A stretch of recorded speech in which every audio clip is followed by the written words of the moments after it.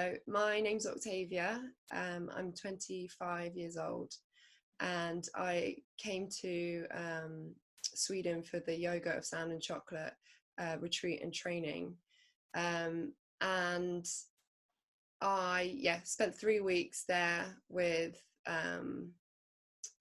people, and it basically was something that I'd never really done before. I had an inkling to go. I just kind of followed the breadcrumbs, and it was something that came into my path, and I just knew I had to do it.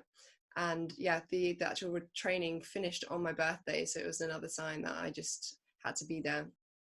And as I said, it's something that I've never ever done before, and it just was life-changing in so many ways.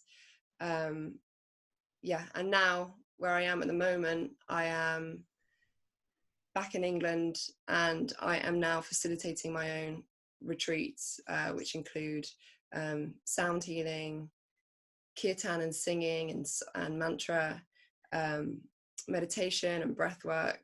And it's just an integration of all the things that I have learned and have worked so well for me. And now I'm kind of creating this in England, which I think is really important, because there's not so much going on in London, and I kind of want to bring it to the city and make it accessible to people in the city to connect to themselves, connect to their spirituality, but in a way that they can understand it.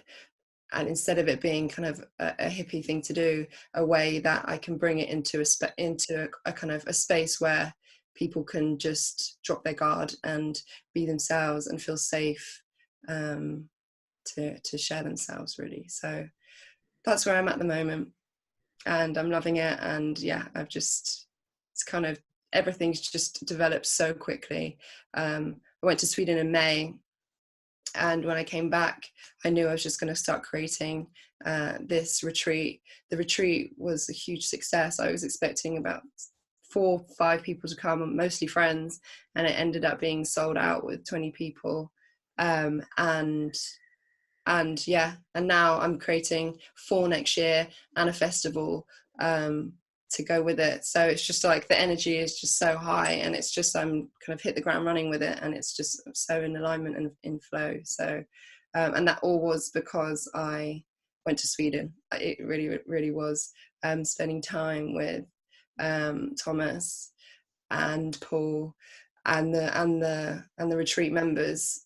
Just gave me the confidence to create. And the way that we learn how to facilitate in the training was just to jump right in and create. We didn't have time to plan anything, and it was all done on intuition.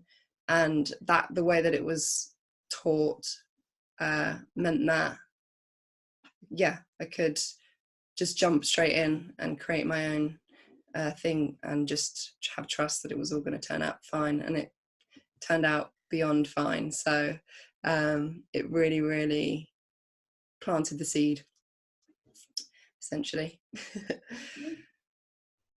Thank you. That's so great to hear.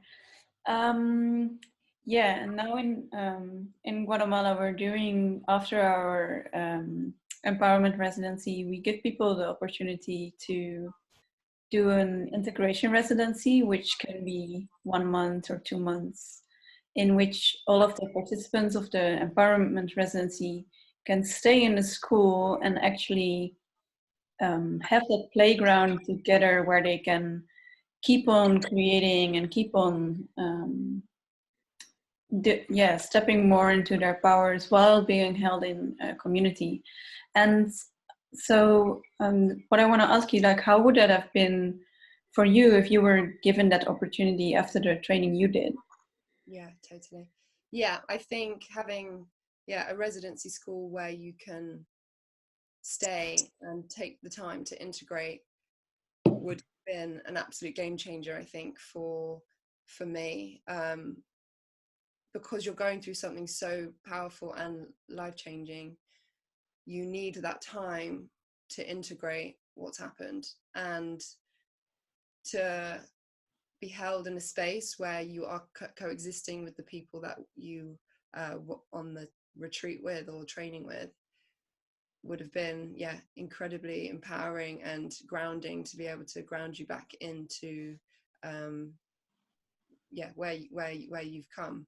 So for me, I think it was really important, and as someone who needs that grounding after something so intense and so high energy, I think it's absolutely paramount to have something like that. And I think it's going to be amazing to have that opportunity to stay and coexist with people who you are kind of co-creating with. So absolutely, yeah, really necessary and very, very, very, very good